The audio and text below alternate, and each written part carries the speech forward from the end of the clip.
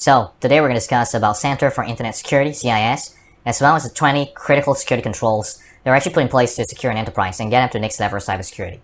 So the first thing we're going to look at is actually what is Center for Internet Security. So the whole purpose of Center for Internet Security is actually to set a global standard and best practices for securing IT systems. And it's really, really important because if you start going through the granular details of it, you can actually do a lot of configurations of systems right down to the operating system level, as well as the services and applications, and then going through all of the people, process, and technology largely over on the technology end. So with all of these controls in place, you can secure your enterprise environment, product key data, especially from breaches, from cyber attacks, and that can really help you accelerate the whole pace of protecting end-to-end against potential advanced persistent threats. So this is really critical. And of course, another thing to really think about is, another key concept to think about is layer defense. So layer defense is going to be a key component as well in terms of recognizing how you can actually protect all of your environment, your enterprise environment, and CIS greatly reflect the ability for you to actually prove capabilities across layer of defenses against cyber threats.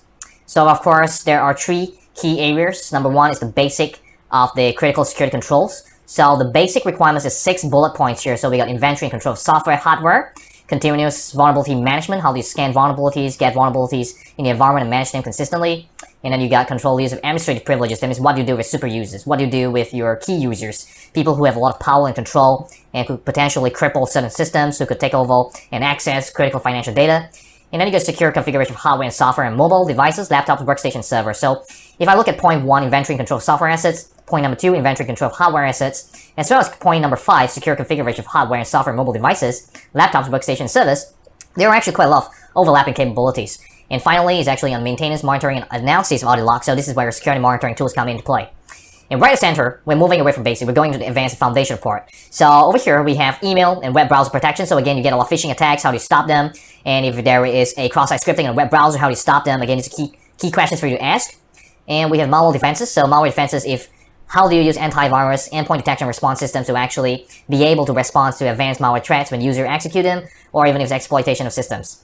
And of course, we have limitation and control network ports, protocols, and services. So this is primarily on the network layer and how data and services should be transacting with each other, how data paths are supposed to be moving from one end to the other end. And we got data recovery capabilities, which is also key, especially when it's a disaster recovery.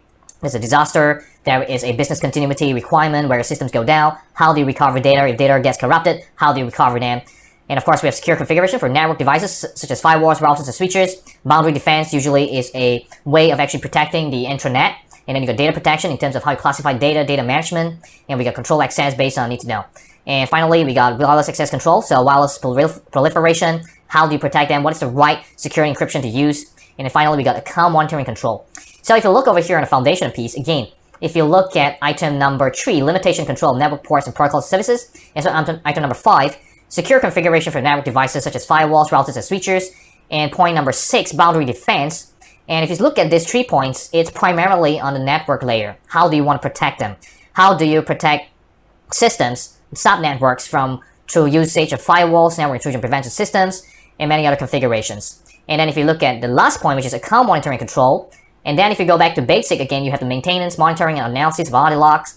How do they gel together? Again, these are key concepts that may have some overlap, and you can actually use certain technology to actually gel a couple of these points together and be able to have a holistic defense for a couple of points. So the consolidation with a few platforms and less platforms are actually pretty important because the less platforms you have, the less learning curve you got, the less chances of mistakes. So the best part is if you can consolidate all of the controls between the basic and foundational, then you have a wonderful and great capability to defend against advanced threats. And finally, on organization, so this has a huge focus outside of technology. It's a lot on people and process. So the very first point is actually about cybersecurity awareness and training program. How do you enable your users? How do you enable your users to identify what is considered as confidential data? What is considered as critical data? And point number 2 is application software security. So again, this may or may not apply to all organizations. For smaller organizations, they may not have in-house capability to develop those applications, yet at the same time they purchase software as a service, platform as a service, or applications and platforms. How do you protect them? And then of course you have incident response and management, which is a really key topic, one of the key topics in today's time, because a lot of large enterprises have spent so much money on basic foundational, which is on detection, prevention, and then now they're going to response because they realize that despite all of the efforts, they still get compromised. So what do you do when you get compromised? And finally, putting your security controls, putting a security monitoring to the test, is by putting in penetration testing as well as red team exercises to test your security configuration to make sure that you left no stones unturned. So those are really key points. So all in all, zooming back out the game, we got basic, foundational, as well as organization to actually be able to manage the critical security controls within your enterprise. So moving forward, we're going to go into the first, inventory and control of hardware assets. So what does it mean? So if you remember on some of the earlier tutorials, we were discussing about how you could actually gain complete control of the hardware assets. So if you could get your hands on a laptop, on a server, on a mobile device, you can actually use a USB, plug it into the machine, boot it up into your own operating system, and directly you can gain complete access into the device, and you can gain immediate access into all of the storage, whether it's confidential data, key data, and whatnot.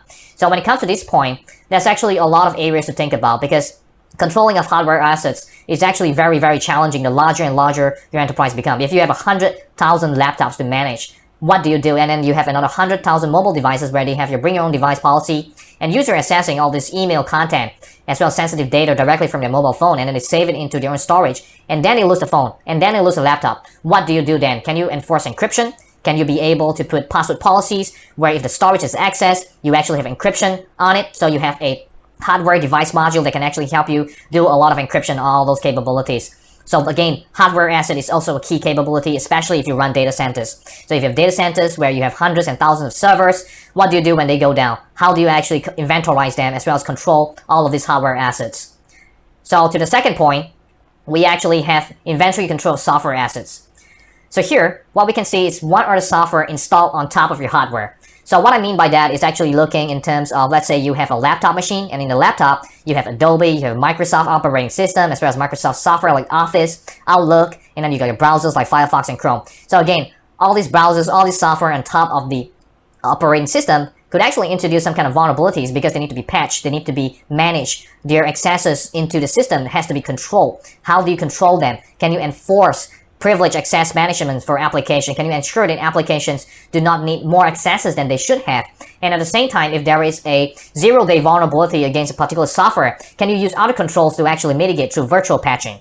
So again, if it is a machine, a laptop machine running on a Windows operating system, and then it has a vulnerable Firefox or Chrome, they open up an application, they open up a bad malicious link, immediately they're compromised, then what do you do from there? Can you manage the software patching of all these software assets across all of your hardware devices? Again, this is a key point to actually look out how you can control all these software assets. So one great example I can share with you is to have a platform that could have could be an agent base that could monitor across all your laptops, mobile devices, as well as servers. It could be a different platform for each of them. And what they do is they can track the software usage across all these systems, whether you're on servers, and in servers, they could be running on Linux, running on Windows servers, and so on. And then you must be able to see the software on top of the operating system and be able to patch them, be able to configure their access rights and the capabilities on it. Likewise for laptops, and a little more different for mobile devices, because mobile devices, you may want to use an enterprise mobility management technology or platform to actually do a containerization capability. So when I say containerization capability, what I mean is actually the ability to segregate enterprise and personal content so that all of the enterprise content is constantly being protected, and then the personal content is left up to the user. So again, you can introduce this kind of capabilities. At the same time, you can, of course, introduce malware detection and then be able to flag out all these potential threats in the environment. So moving to the third control, we have continuous vulnerability management. So this is where you are constantly scanning from a outside in or inside out to be able to look at your software inventory, your operating systems, and be able to find out vulnerabilities. And vulnerabilities not just on your endpoints, but also in your switchers, your servers, your databases, and find out whether there are vulnerabilities. So vulnerabilities could be a potential exploit that then is tagged back into common vulnerability exposure database. And number two, it's also misconfiguration, because it could be a misconfiguration of a firewall. They open up a particular port number because there was a temporary project in place and then they forgot to remove them. Or there was a default username and password in one of the switch. Again, you want to check those out using vulnerability management. So one example I can give you immediately is using vulnerability scanners. That's constantly scanning the environment all the time, looking for misconfiguration, looking for potential common vulnerability exposure, and looking at how you can actually have remediation to patch those systems, to turn off certain firewall policies or turn on certain firewall policies. So all these are capabilities where you can utilize to have continuous vulnerability management. So the number 4 point is actually control use of administrative privileges. So this has been ramping up the past 4 or 5 years. And what we're saying is that Privileged accounts like super users, endpoint administrators, server administrators, database administrators, they have a lot of power. And when they have a lot of power, they can actually directly access a lot of this sensitive data like financial data, personally identifiable information. So the whole idea is, can you have the ability to audit and to manage the use of administrative privileges? So one example I can give you is if a normal user accesses his machine and suddenly he gains privileged accesses, how do you manage and contain those accesses? And the next thing you want to look at is to make sure there's no disgruntled employees, especially super users, administrators. So you can actually use the concept of privileged access management and look at how you can use a jump host concept where users have to go through a vault in order to take credentials of a super user for a temporal time and then accesses a particular server or switch to do some change configuration and then going back into the system again back to normal user privilege. So use of administrative privileges again is a highly looked at requirement for a lot of large enterprises to control and to contain the use of those privileges, accessing highly sensitive data. Item number 5, so we got secure configuration for hardware, software, and mobile devices, laptops, workstations, and servers. So if you think about how we were looking back earlier in the first couple of management on the software and hardware, so now it's about a lot on how can you access the configuration on top of the operating system, on top of the hardware and software. And from here, you want to look at whether you can distribute a lot of those policies. And when it comes to this kind of distribution of policies, we are thinking about policies like firewall management, password H, password complexity. Are you able to push down all this configuration across Windows, Macintosh, Android, iOS, as well as your servers like Win servers and Linux servers? So there are technology out there that can actually help you push down such capabilities so that there's continuous compliance, continuous configuration update, despite the kind of endpoints of laptops or workstation and servers they're using. Point number 6, so we got maintenance, monitoring, analysis of the logs. So again, this points back to one of the earlier lectures you saw on this channel. It's about security monitoring. So what happens is that whenever a event is triggered, whenever a access into a database is triggered, or if there is a de-authentication attack, if there is authentication failure, you want to lock all this down into a central place where you can keep all of this log information. So this is where you have your log management policy, where you can send logs like syslog of the event audits and then sending them all over into a central logging management system. And of course, the next step for a audit log system is actually a security monitoring platform, SIEM. So in an SIEM, what it does is that on top of the log, it's constantly analyzing, could there be an attack in the environment? So if a laptop from the outside connects into the intranet and suddenly is doing a TCP hit, is scanning the environment for open up services or ports, immediately you can actually flag all those information out, and once it's flagged out, immediately you'll be able to look at the potential threats in the environment that this machine has been compromised, and you want to contain and remediate that particular device. So this is taking it to the next level by going to security monitoring platforms. So now we're on number 7, so it's on email and web browser protection. So if you saw on one of the early tutorials, we actually use browser exploitation framework to actually gain access into a web browser user, to push them out into other sites and force them to download executables like APK files or executables of BAT files, and the capabilities of web browser manipulations or cross-site scripting. All these are becoming more and more prevalent, and a lot of attacks are targeted specifically against web browsers. So this is another key area. Can you have a plugin onto your browser like Chrome or Firefox and be able to actually contain the scripts that's going to be executed within the browser? So some common scripts that attackers use are redirection. So redirection, can you limit the redirection capabilities? Can you stop them from opening up another application outside of the browser? And are you able to enforce cookie security? At the same time, for email protection, are you able to stop spam? Are you able to stop phishing attacks, whaling attacks, and so on? So again, you want to have email security embedded within your email servers so that any of these potential links that comes in are immediately dropped off and put as spam into the spam folder so that your users do not have the potential to click on them. Because the moment they click on them, if you saw on the earlier hacking tutorials, the moment they click on them, immediately they get exploited and all the confidential data will be fished out. So point number 8 is malware defenses. So malicious software is a huge part of cybersecurity. And what we recognize is that malicious software are getting more and more advanced and sophisticated. So now we are at a stage where we're going beyond antivirus. So antivirus systems usually a signature based. They look at signature of particular payload or an executable, examine it and see if there's a match. If there's no matching, it will not trigger. So now we move on into what we call the endpoint detection and response era. So in this era, what it does is instead of looking not only at the signatures, we're also looking at the indicators of attacks and indicators of compromise. So when we talk about indicators of attacks, it means before an attack happens, what are they trying to do? Are they trying to stop the antivirus system? Are they trying to scan the network for compromise? Are they looking for vulnerabilities in the environment? So all of this is being highlighted immediately using malware defense, if you see earlier, by EDR systems to prevent all these executables from being exploded into the environment. So this is the next stage where we are using EDRs to actually stop all these threats from happening by looking for indicators of compromise and indicators of attacks. So point number 9, we have limitation and control of network ports, protocols, and services. So if you think about it, in your network environment, you have servers, you have endpoints. What are the protocols they're allowed? What are the ports they're allowed, and the services they allow within an enterprise environment? So the first thing that you probably will have is your web server. So if you have your web server and it's running on HTTPS, what kind of ports should be opened up? And what kind of protocols should be allowed? TCP, UDP, and what about services? Are you allowing secure shell? Are you allowing outdated services like Telnet? Again, all of this has to be flagged out and be applied into the network security policies in your environment to actually limit all these potential threats in the environment. So anytime such services are being exploited, being scanned for, you must be able to flag them out immediately. Point number 10, data recovery capabilities. So when we're discussing about data recovery capabilities, if your enterprise suffers a cyber attack, if your enterprise goes into a continuous business continuity mode, what do you do to actually recover quickly? Do you have backup policies of your critical data? Do you have recovery policies for critical services? Are there services that cannot go down, that your users, your customers, your clients must always have access into them? You must have data recovery capabilities on them. So one example I can give you is for a financial institution.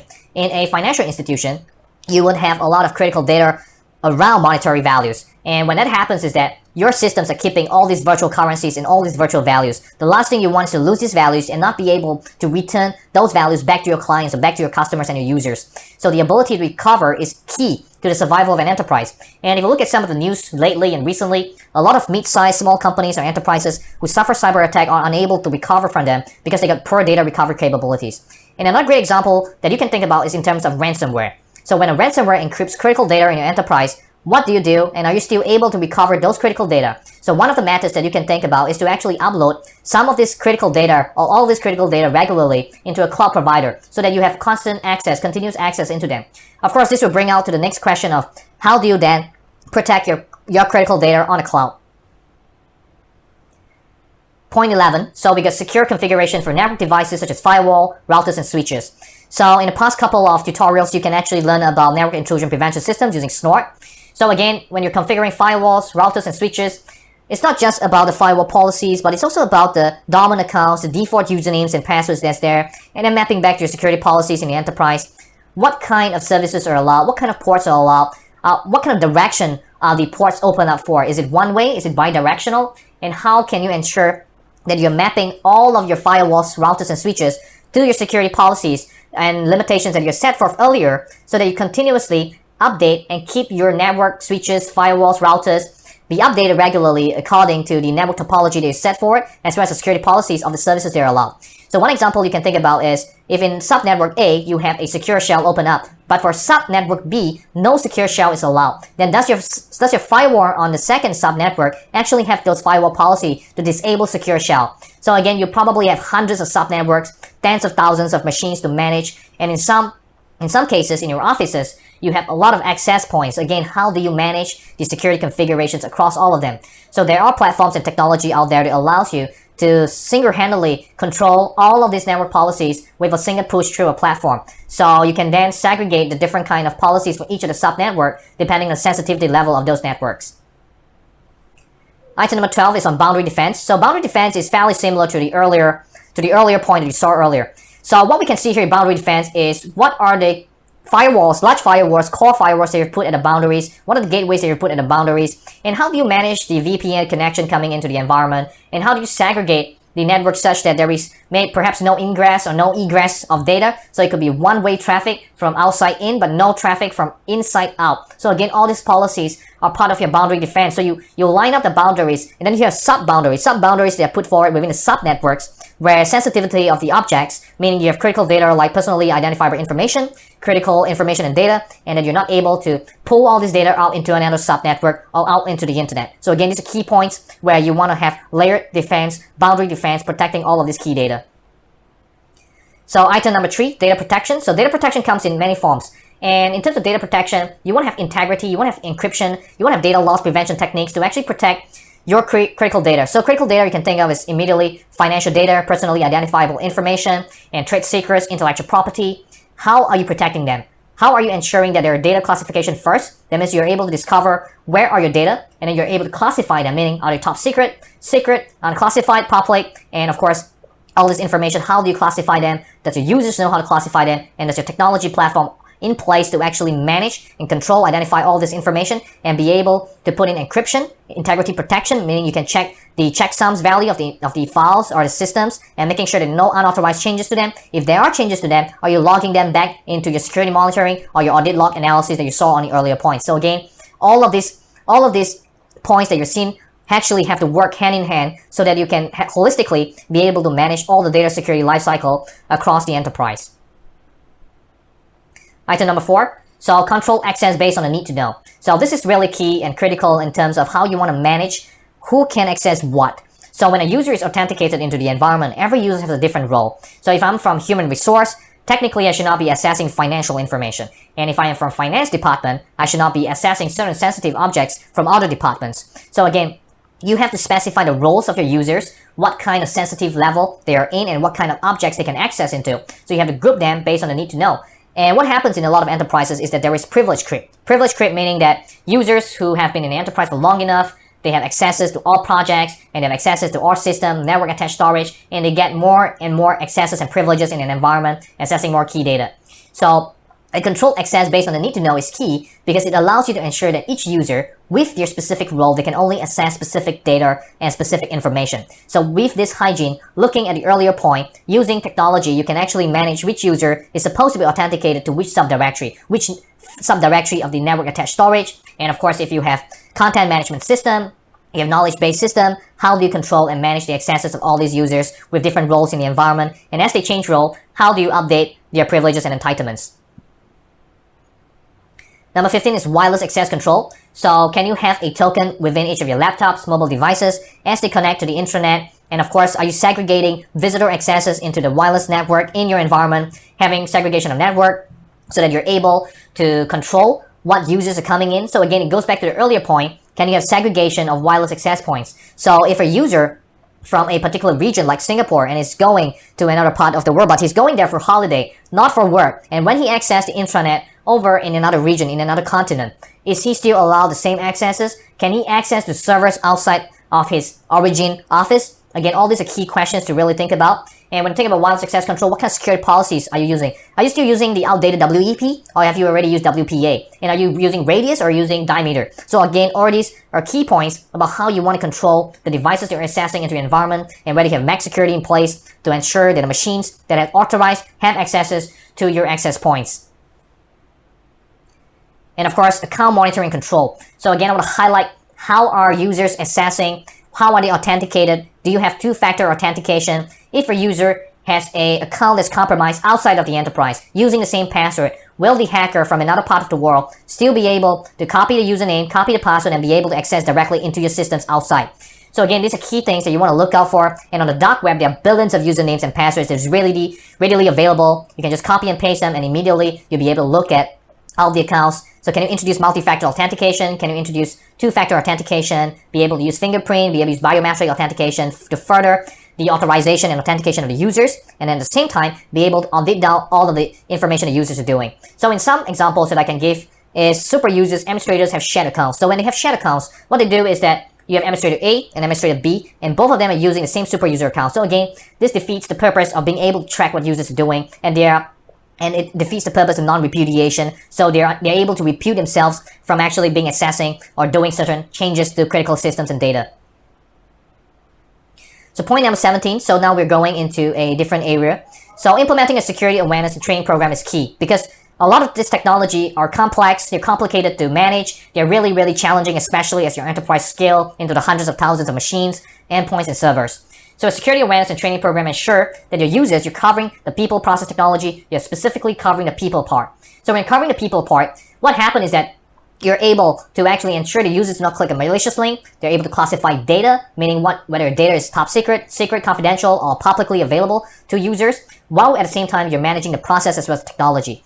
So people is not just about cybersecurity awareness training, but it's also about letting them learn about data security, data classification, what links not to click, and so on. So all these are really critical, especially social engineering, which has been around for decades, for hundreds of years, is still working fantastic. How you're able to identify those loopholes. If a hacker goes into the physical security end, they enter into the office, look at confidential files, confidential items that are being printed out of the printer, Are you able to manage the physical security on top of that as well? And if a user was to get a call from help desk asking for their password so that they can fix their machine or their accesses, are your users able to identify that this is actually a malicious call? So again, all these trainings has to be continuous, it has to be constant, and the messaging has to be aligned all the time. Again, mapping back to the IT security strategy and the overall business strategy of the enterprise.